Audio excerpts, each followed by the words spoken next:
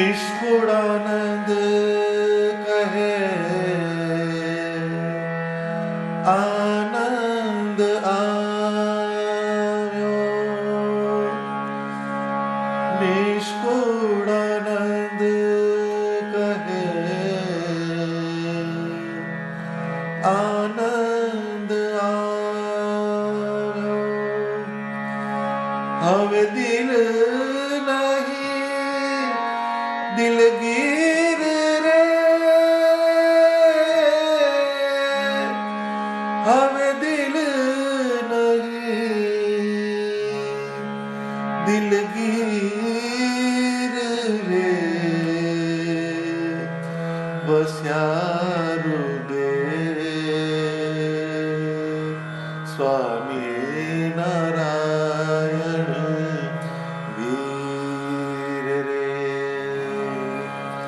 સ્વામિનારાયણ વીર રે, વસ્યા હૃદય સ્વામિનારાયણ વીર રે, સ્વામિનારાયણ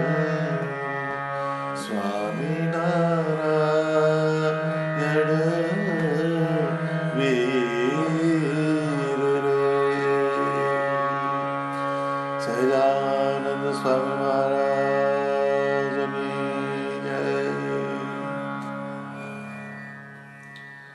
સૌ હરિભક્તોને મારા જય સ્વામિનારાયણ. સ્વામીએ આ છેલ્લી લાઈનમાં પદની પૂર્ણાહુતિ કરી છે. આખા પદનો આપણે અભ્યાસ કરીએ તો એમાં માનસ શાસ્ત્રના સિદ્ધાંતોનું ઊંડું અધ્યયન સ્વામીએ મૂકેલું છે.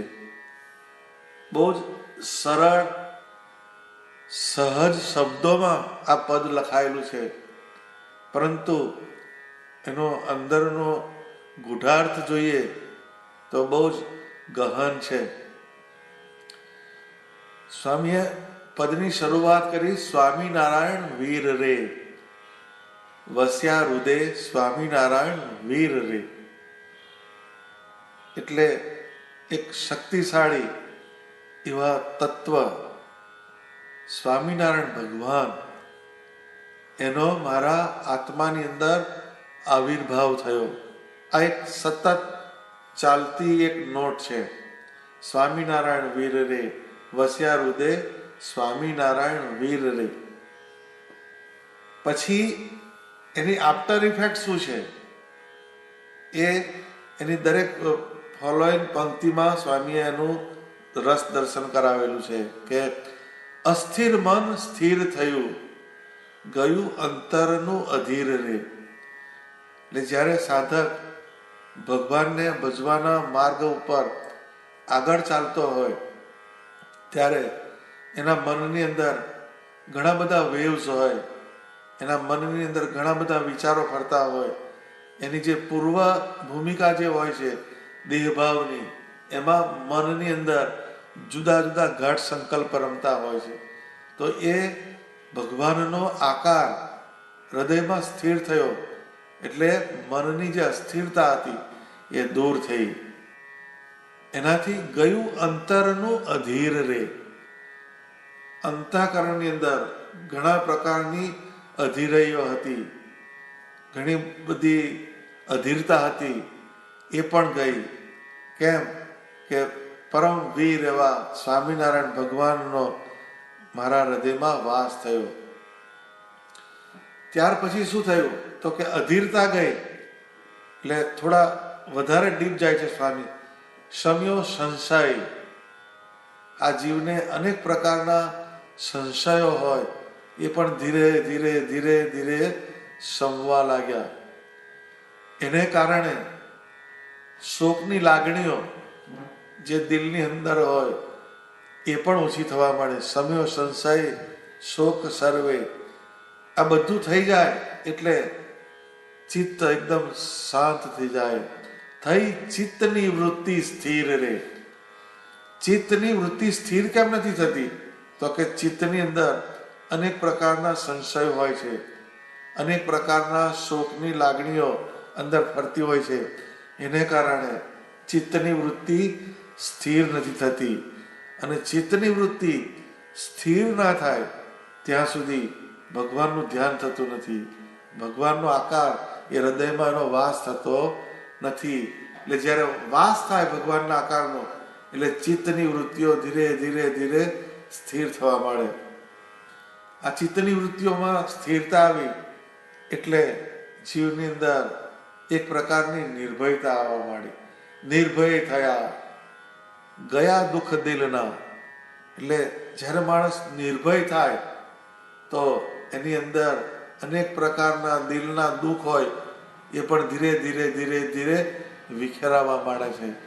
તો ગયા દુઃખ દિલના, થઈ શાંતિ સુખ શરીર રે. એટલે શરીરની અંદર પણ એક શાંતિ અને સુખ આ બેનો આવિર્ભાવ થયો. નહીં તો સુખ અને શાંતિ બે સાથે રહે નહીં. એ પણ ભગવાનનો યોગ થયો. એને કારણે સુખ અને શાંતિ શરીરની અંદર ઘણે પ્રકારે અંદર આવવા માંડી, જેનું આપણે એમાં વિશ્લેષણ કરેલું છે. આમ ધીરે ધીરે ધીરે પદને આપણે સમજતા જઈએ તો ખ્યાલ આવે છે કે શરૂઆત એક ચંચળ મનથી કરી છે ને એનો એન્ડ જે લાવે છે સ્વામી એ એકદમ શરીરની અંદર અનેક પ્રકારના સુખ અને શાંતિની તમને અનુભૂતિ થાય ત્યાં સુધી આવ્યા ભગવાનના વર્ણન કરતા કરતા નિષ્કુળાનંદ સ્વામી. હવે છેલ્લી લાઈનમાં સ્વામી કહે છે કે નિષ્કુળાનંદ કહે આનંદ આવ્યો, હવે દિલ નહીં દિલગીર રે. એટલે આ જે આનંદ જે છે એ આપણું ડેસ્ટિનેશન હોવું જોઈએ. ભજન જે થાય એનું રિઝલ્ટ શું? તો આપણને એમાંથી આનંદની પ્રાપ્તિ થવી જોઈએ. એટલે ભજનમાં સેલિબ્રેશન હોવું જોઈએ. તો આપણું ભજન જે છે એમાં સેલિબ્રેશનનો બહુ મોટામાં મોટો વોઇડ હોય છે, એની બહુ મોટામાં મોટી ઉણપ હોય છે. ભજન થાય છે પણ સેલિબ્રેશન અંદર થતું નથી. એટલે જ્યારે જીવનની અંદર ઉલ્લાસ રહે, આનંદ આવે, અંદરથી અનેક પ્રકારની સારી સારી લાગણીઓ આવે ત્યારે સમજવાનું કે આપણું ભજન સાચી દિશામાં જાય છે. એટલે આનંદ એ ભજનનું છેલ્લામાં છેલ્લું ડેસ્ટિનેશન છે. ભજનનું ક્લાઇમેક્સ શું? તો કે જે ક્રિયા કરવાથી આપણને આનંદની પ્રાપ્તિ થાય. ભગવાન સંબંધી જે ક્રિયા કરીએ, પરંતુ એ ક્રિયા કરીને આપણે જ્યારે બહારના જગતમાં આવીએ તો આપણને અંદરથી એક આનંદ થવો જોઈએ. જેમ માણસ શોખીન હોય એ કોઈ સારું નાટક જોવા જાય કે કોઈ સારા રિસોર્ટ ઉપર જાય તો ત્યાંથી જ્યારે પાછો આવે ત્યારે એના અંદર એક આનંદની લાગણી લઈને આવતો હોય છે. તો એક મટીરિયલ પ્લેન ઉપર આપણે જ્યારે ડીલ કરીએ તો એમાંથી પણ આપણને આનંદ આવે છે. હવે જે મટીરિયલની અંદર આપણે ડીલ કરીએ છીએ, જે વિષય ભોગમાં આપણે જઈએ છીએ, એ વિષય ભોગમાં તુચ્છ એવું જે સુખ એ પરમાત્માનું નાખેલું છે. એ પરમાત્માનું નાખેલું જે સુખ એ જે તુચ્છ છે, નાશવંત છે, એને પણ આપણે અનુભવીએ છીએ તો આપણી અંદર એક સુખની લાગણી આવે છે, આનંદની લાગણી આવે છે. તો એવી રીતના ભગવાનનું જ્યારે આપણે ભજન કરીએ અને ભજન કરીને જ્યારે ઊભા થઈએ ત્યારે આપણી અંદર એક આનંદની ફિલિંગ રહેવી જોઈએ. એ આનું એક તાત્પર્ય છે. જેમ આપણા ઘરની અંદર 100 કિલો સોનાની લગડીઓ હોય તો કેટલો આનંદ થાય, અને 100 કિલો પથરા પડ્યા હોય તો શું થાય? આ બેની કમ્પેરિઝન કરીએ તો ખ્યાલ આવશે. કેમ? તો કે 100 કિલો સોનાની લગડી હોય એમાંથી બધા અર્થની પ્રાપ્તિ થાય. આપણે જે સંકલ્પ કરીએ, જે આપણે ભોગવવું હોય એ બધી વસ્તુની પૂર્તિ એ 100 કિલો સોનાની લગડીઓ છે એમાંથી થઈ શકે છે. એ આપણું એક કેલ્ક્યુલેશન છે. અર્થ માત્રની પ્રાપ્તિ એમાંથી પૂર્ણ થાય છે. તો ભગવાનનો યોગ થાય, ભગવાનની મૂર્તિનો સંબંધ થાય તો એનાથી શું થાય? તો કે ભગવાને ધર્મ, અર્થ, કામ અને મોક્ષ 4 પુરુષાર્થની સિદ્ધિ કરાવનાર ભગવાનનું સ્વરૂપ છે. એટલે ભગવાનનો યોગ થાય એટલે આપણને ધર્મ પાડવાનું બતાવે. જુદા જુદા ધર્મ પાડીએ એટલે એ ધર્મ જેમ જેમ આપણે પાડતા જઈએ એમ એમ આપણા જીવનની અંદર સુખ અને શાંતિ આવે. જેમ કોક પિતા હોય, કોક પુત્ર હોય, કોક પતિ હોય, કોક ભાઈ હોય, એના પોતપોતાના જુદા જુદા ધર્મ હોય છે. પિતા પિતાનો ધર્મ પાડે, પુત્ર પુત્રનો ધર્મ પાડે, પતિ પતિનો ધર્મ પાડે. તો એ જે ધર્મ પાલન થાય એનાથી એના જીવનની અંદર સુખ આવે છે. એ પછી અર્થ એટલે ભગવાનનો સંબંધ થાય તો આપણે જે અર્થ પ્રાપ્તિની આપણી જે દિશા છે એની અંદર પણ એથિકલ વે આવે. એ ભગવાનને યોગ થયો એનાથી જે અર્થ પ્રાપ્તિના જે માધ્યમ છે એમાં નીતિનું ધોરણ આવે. એ નીતિથી કમાયેલું ધન હોય એ આપણને સુખને આપનારું થાય. અને પછી એ અર્થ પ્રાપ્તિ થાય એટલે જે આપણા સંકલ્પ હોય, જે આપણી કામનાઓ હોય એની પૂર્તિ થાય. પરંતુ આપણી જે કામનાઓ હોય એ સદવાસનાવાળી હોય, સારી વાસના હોય, શુભ કામનાઓ હોય. એટલે એનાથી આપણી અંદર એક મુક્તિના વિચાર આવે એટલે મોક્ષ, એટલે મોક્ષ તરફ આપણને ગતિ કરવાનું અનુસંધાન થાય. પણ એ ક્યારે થાય? કે ભગવાનની મૂર્તિનો યોગ થાય ત્યારે આવો આપણને વિવેક આવે. એટલે આપણે આપણા સંસારની પ્લેન ઉપરથી પરમાત્માના ધામ તરફ જવાના માર્ગ સુધી આપણા જીવને ગતિ મળે. પણ સામે 100 કિલો પથ્થર હોય તે પથ્થરમાંથી કશું નીકળવાનું નથી. ઉલટાનો એ પથ્થર કોકને મારે તો એમાંથી લોહી કાઢે. એવી રીતના જગત સંબંધી એ જે વિષય ભોગ છે એ 100 કિલો પથ્થરના વજનની જગ્યાએ છે. એની અંદરથી બીજું કંઈ નીકળે નહીં. અને 100 કિલો સોનાની લગડીઓ એમાંથી અર્થ માત્ર પ્રાપ્ત થાય. એમ ભગવાન સંબંધી જે ક્રિયા કરીએ આપણે એનાથી સર્વે પ્રકારના સુખની પ્રાપ્તિ થાય. જે આગળ બતાવ્યું કીર્તનની અંદર 3 દિવસ જે વિશ્લેષણ કર્યું એ બધા તત્વો સ્વામિનારાયણ ભગવાનની મૂર્તિના ધ્યાનથી સિદ્ધ થાય છે. તો આનંદ આવ્યો, નિષ્કુળ આનંદ કહે આનંદ આવ્યો. હવે એ આનંદ શું? તો એને પણ નિષ્કુળાનંદ સ્વામીએ બહુ સરસ રીતે એનું વર્ણન કરેલું છે. આપણે સંતોના શબ્દોને જોઈએ તો જ આપણને ખ્યાલ આવે કે એમને આનંદની જે વ્યાખ્યા કરી એ કેટલી જગ્યાએ એમણે કેવી રીતે આનંદ થયો એના શબ્દ જોઈએ તો આપણને ખ્યાલ આવે કે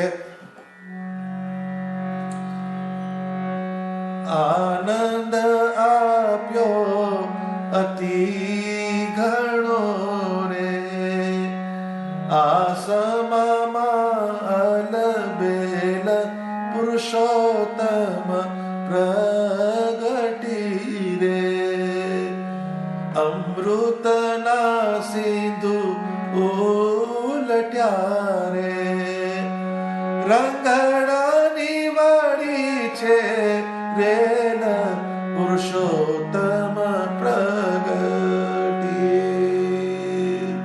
એટલે આનંદ આપ્યો અતિ ઘણો આ સમામાં અલબેલ પુરુષોત્તમ પ્રગટી. એટલે આ સમામાં એટલે શું? ભગવાન સ્વામિનારાયણ 1837 ચૈત્ર સુધી 9મા દિવસ પ્રગટ થયા આ પૃથ્વી ઉપર. ને સ્વયં પુરુષોત્તમ નારાયણ પ્રગટ થયા. એ જ મોટામાં મોટી આનંદની વાત છે. આનંદ આપ્યો અતિ ઘણો આ સમામાં અલબેલ પુરુષોત્તમ પ્રગટી. એટલે ભગવાન જે આ પૃથ્વી ઉપર પ્રગટ થયા એ પહેલામાં પહેલો મોટામાં મોટો આનંદ થયો. અને પછી એ જે આકાર આ પૃથ્વી ઉપર અનંત જીવનું કલ્યાણ કરવા પ્રગટ થયો એ આકાર આપણા જીવની અંદર પ્રગટ થયો. આપણા જીવની અંદર એ આકારનો વાસ થયો. એ મોટામાં મોટો આનંદનો પ્રસંગ છે. જેના ઘેર પ્રાઇમ મિનિસ્ટર આવે તો એને આનંદનો પાર ના રહે. જેમ કોઈ મોટા પુરુષ આપણા ઘરની અંદર આવે છે તો આપણા આનંદનો પાર નથી રહેતો.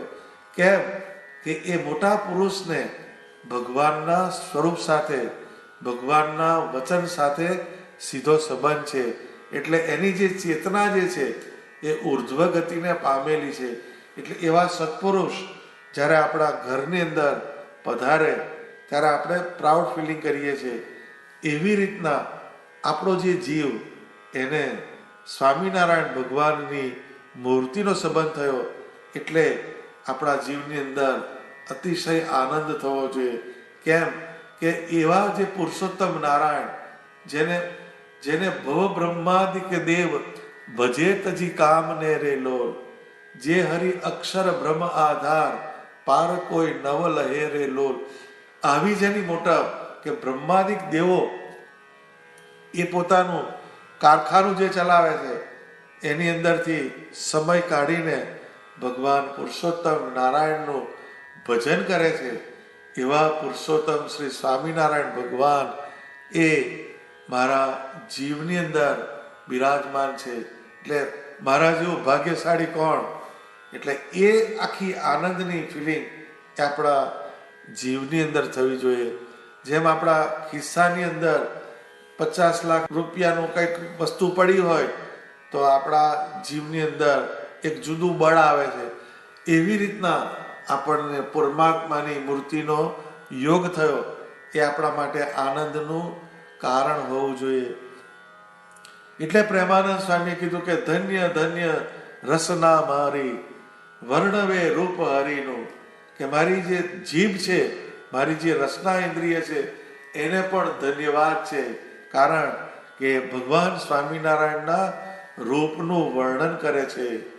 ધન્ય ધન્ય મારા મનને સહજાનંદ સંભારે, અસત્ય આકાર પર હરિ સત્ય રૂપ ધારે. એટલે સ્વામી કહે છે કે મારા મનને પણ ધન્યવાદ છે. કેમ કે એ ભગવાન સ્વામિનારાયણને સંભાળે છે. અસત્ય આકાર પર હરિ, જે જગતના ખોટા આકાર એને મૂકીને સત્ય રૂપ ધારે, પરમ સત્ય એવા સ્વામિનારાયણ ભગવાનને ધારે છે. તો ભગવાન જે છે એમનું નામ સહજાનંદ છે. એમના નામની અંદર પણ આનંદ સમાયેલો છે. એટલે સહજ આનંદ. આનંદ કંદ જય માધવ મુકુંદા. આપણે રોજ જે સાંજે સ્તુતિ કરીએ છીએ ત્યારે રામકૃષ્ણની જે સ્તુતિ બોલીએ એમાં આનંદ કંદ જય માધવ મુકુંદા. એટલે આનંદ કંદ, આનંદનું કંદ એટલે મૂળ. એટલે આનંદનું કંદ સ્વામિનારાયણ ભગવાન છે. એના પાસે જ્યારે આપણે જઈએ તો જ આપણને આનંદની પ્રાપ્તિ થાય છે. અમૃતના સિંધુ ઉલટ્યા, રંગડાની વાળી છે રેલ પુરુષોત્તમ પ્રગટી. અમૃતના સિંધુ એટલે સાગર, દરિયો. અમૃત એટલે અમૃતનો દરિયો ઉલટ્યા રે. દરિયો આખો ઉમટ્યો કયો? તો કે સ્વામિનારાયણ ભગવાન અક્ષરધામથી અનંત જીવના કલ્યાણ માટે આ પૃથ્વી ઉપર પધાર્યા. એ અમૃતનો દરિયો ઉમટ્યો આપણા તરફ. રંગડાની વાડી છે રેલ. એટલે એમણે ભગવાન પ્રગટ થયા અને એમણે અનેક પ્રકારના લીલા ચરિત્રો કર્યા, સમયા કર્યા, ઉત્સવ કર્યો. આ બધી વસ્તુનું આપણે એનાલિસિસ કરીએ તો ભગવાને નર્યું સુખ ને સુખ નાખ્યું. ભગવાન જ્યાં જ્યાં જે લીલા કરે એમાં આનંદ રહેતો અને બીજું સુખ રહેતું. આ બે વસ્તુ એમાંથી પ્રગટ થતી. એ કોઈક લીલા કરે તો એમાંથી અનેક જીવને એમાંથી સુખ મળે, અને એને જ્યારે સંભાળે ત્યારે એમાંથી એને આનંદ થતો. જેમ રંગડાની વાળી છે રેલ, એ જે શબ્દ કીધો એ બહુ ફિટ લખ્યો છે સ્વામીએ, કે મહારાજ જ્યારે રંગોત્સવ કરે તો સેંકડો મણ ગુલાલ ઉડે અને આખું આકાશ જે છે એ લાલ વર્ણું થઈ જાય, કંકુ વર્ણું થઈ જાય. અને જ્યારે ભગવાન ભક્તો સંતો સાથે રંગોત્સવ રમે, હોળી રમે, ત્યારે દેવતાઓ વિમાનમાં આવે અને દર્શન કરવા આવે. છાયે વિમાન આકાશ મેં, એટલે એ ભગવાન જ્યારે રંગોત્સવ કરે ત્યારે દેવતાઓ પણ એ દર્શન કરવા માટે આવતા. એવા સ્વામિનારાયણ ભગવાન એણે અનેક પ્રકારના ઉત્સવ કર્યા, સમયા કર્યા અને પોતાની મૂર્તિનું સુખ આપ્યું. એ શેના માટે? કે આપણા આનંદને માટે. એને જ્યારે એ સુખને આપણે સંભાળીએ ત્યારે આપણા જીવની અંદર એક પ્રકારનો આનંદ છવાય, અને એ જ્યારે આનંદ આવે ત્યારે અંદરથી શાંતિ થાય. નિષ્કુળાનંદ કહે આનંદ આવ્યો, હવે દિલ નહીં દિલગીર રે. હવે એમ કે દિલની અંદરથી જે દિલગીરી હતી એ જતી રહી. દિલગીરી શું? તો કે ભગવાનનો જ્યાં સુધી યોગ ના થાય ત્યાં સુધી અક્ષરધામ વેગળું રહે છે.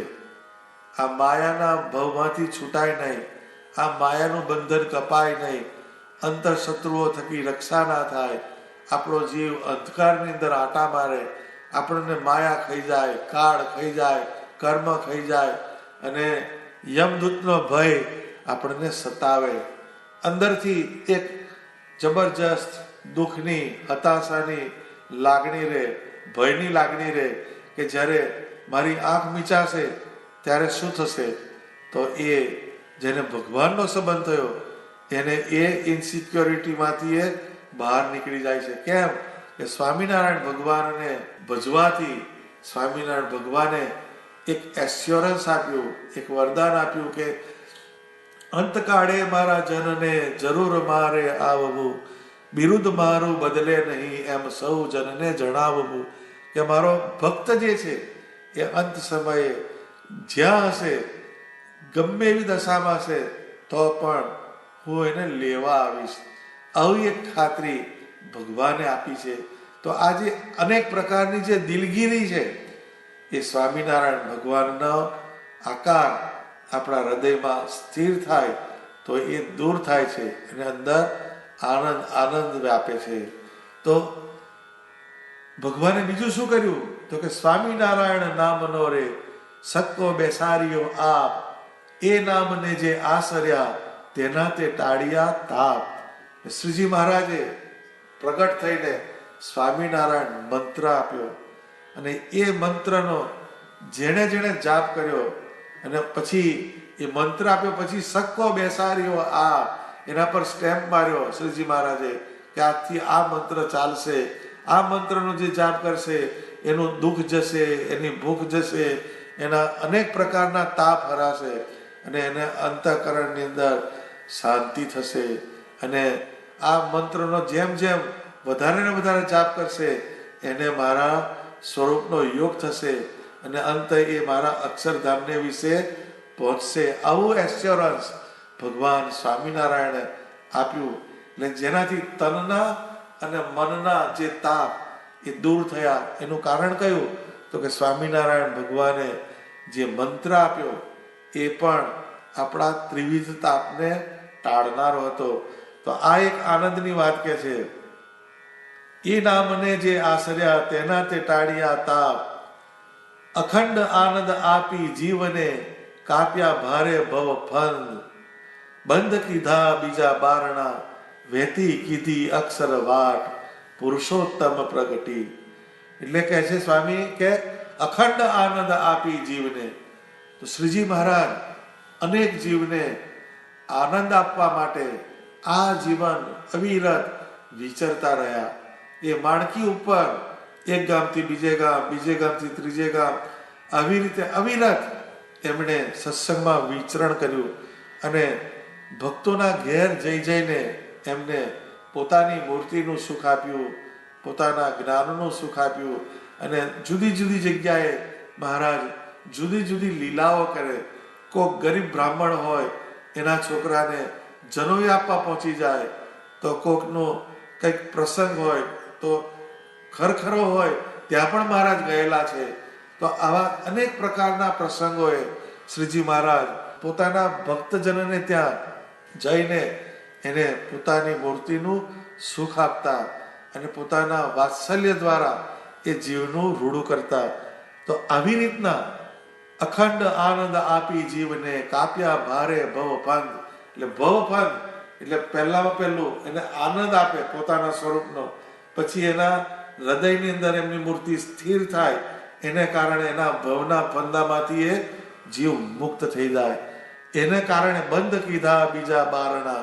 એટલે જીવ જે છે એની ગતિ અન્ય વસ્તુઓ તરફ જે થતી હતી એના બદલે એ બધા બારણા બંધ થઈ ગયા. જીવની વાસના જ્યાં જ્યાં બંધાય ત્યાં આગળ જીવ ગતિ કરવા માંડે, પણ એ વાસનાને જ મહારાજે તોડી ને એના કારણે એમનો જે જીવ અનેક મનુષ્ય પરમાત્માની મૂર્તિ તરફ જોડાયા. બંધ કીધા બીજા બારણા, વહેતી કીધી અક્ષર વાટ. તમ ટાળ્યું ત્રિલોકનું પ્રકાશી પૂર્ણ બ્રહ્મ. સૂરજ સહજાનંદજી આપે થયા છે ઉદ્યોત. તમ ટાળ્યું ત્રિલોકનું એટલે આ પૃથ્વી ઉપર જે અંધકાર હતો એને ભગવાને ટાળ્યો અને પ્રકાશ કર્યો.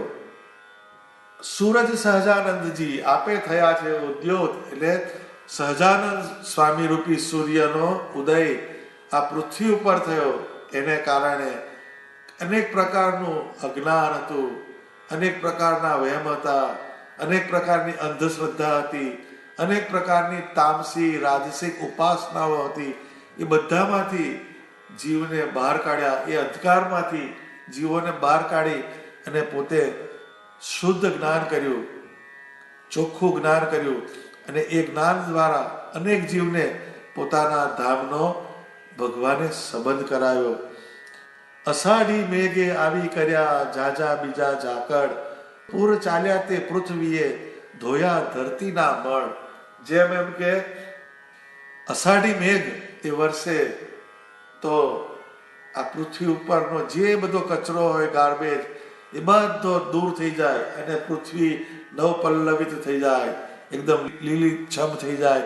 એવી રીતના આ પૃથ્વી ઉપર જે કચરો હતો, જે અંધશ્રદ્ધાઓ હતી, ખોટી માન્યતાઓ હતી, પાપ કર્મમાં રાચનારા જીવો હતા, એ બધાના અંતઃકરણમાંથી એ મેલ દૂર કર્યો અને એમનામાં નવું ચેતન ભગવાને પૂર્યું. અને આ પૃથ્વી ઉપર જે કળિયુગ હતો એમાં કળિયુગમાં સતયુગ જેવી ક્રિયા સ્વામિનારાયણ ભગવાને પ્રવર્તાવી અને આ ધોયા ધરતીના મળ એટલે આ પૃથ્વી ઉપરથી જે કચરો હતો એ કચરો સાફ કર્યો. એ કચરો કયો? તો કે અનંત જીવની અંદર, જેમના કારણ શરીરની અંદર વાસના હતી, તમોગુણના ભાવ હતા, રજોગુણના ભાવ હતા, એ બધા નિર્મૂળ કર્યા અને એમને નિર્ગુણ એવા ભક્ત બનાવીને પોતાના ધામની પ્રાપ્તિ કરાવી. આ જે આનંદનો ક્રાઇટેરિયા કેટલો કહું તમને, એ અનંત વસ્તુઓ નિષ્કુળાનંદ સ્વામીએ લખી છે, એમાંથી થોડીક ઘણી તમને મેં કહી સંભળાવી. તો નિષ્કુળાનંદ સ્વામીનો પોતાનો અનુભવ છે એટલે એ કોરિલેટ કરે છે કે નિષ્કુળાનંદ કહે આનંદ આવ્યો, હવે દિલ નહીં દિલગીર રે, વસ્યા હૃદય સ્વામિનારાયણ વીર રે. એટલે ટૂંકની અંદર આ જે પદ સ્વામીનું જે છે એની અંદર માનસ શાસ્ત્રનો ઊંડામાં ઊંડો સિદ્ધાંત એમણે મૂકેલો છે. એટલે આપણું મન, આપણું ચિત્ત, આપણો જીવ એને સ્વામિનારાયણ ભગવાનની અંદર જો જોડીએ તો મનના રોગ દૂર થાય. ચિત્તની અંદર જે અંદર ખોટા દિલના જે દુઃખ છે એ પણ ચિત્તમાંથી નિર્મૂળ થઈ જાય અને આપણા જીવની અંદર પ્રકાશ થાય અને એ પ્રકાશમાં સ્વામિનારાયણ ભગવાનની મૂર્તિનું અનુસંધાન થાય. તો છેલ્લે જેમ કીધું કે નિષ્કુળાનંદ કહે આનંદ આવ્યો, એટલે આપણા જીવનની અંદર કાયમ આનંદ આનંદને આનંદ રહે, હવે દિલ નહીં દિલગીર રે. એટલે જીવનની અંદર જ્યારે જ્યારે આપણને કંઈક દિલમાં દિલગીરી થાય તો આપણે એવો એક બળ્યો વિચાર મૂકવાનો કે મારા દિલમાં, મારા હૃદયમાં સ્વામિનારાયણ ભગવાન બિરાજેલા છે, એટલે દિલગીરી રહેવી જ ના જોઈએ. એ દિલગીરી કેમ થાય છે? તો કે મારા ભજનની અંદર કંઈક ખામી છે, ભગવાનના વચન પાલનની અંદર કંઈક મારાથી ભૂલ થતી હશે. એ બધી વસ્તુને ક્રોસ ચેક કરીને, એને કન્ફર્મેશન કરીને, એને કરેક્ટ કરવા માટે આપણે પ્રયત્ન કરવાનો, અને એ કરેક્શન કરીને સાચા ટ્રેક ઉપર આપણે ચાલીએ અને ભગવાનનું ભજન કરીએ તો જીવનમાંથી દિલગીરી દૂર થશે અને કાયમને માટે આનંદની લાગણી આપણે અનુભવીશું. તો એ આનંદની પ્રાપ્તિ માટે ભગવાન સ્વામિનારાયણની મૂર્તિને જીવમાં ધારવી, આપણા હૃદયની અંદર ભગવાનની મૂર્તિ, એનું ધ્યાન કરીએ, એનું અનુસંધાન કરીએ, એનું સ્મરણ કરીએ તો જીવમાં સુખ વર્તે અને કાયમ અહોની શાંતિનો આપણને અનુભવ થાય. સહજાનંદ સ્વામી મહારાજની જય.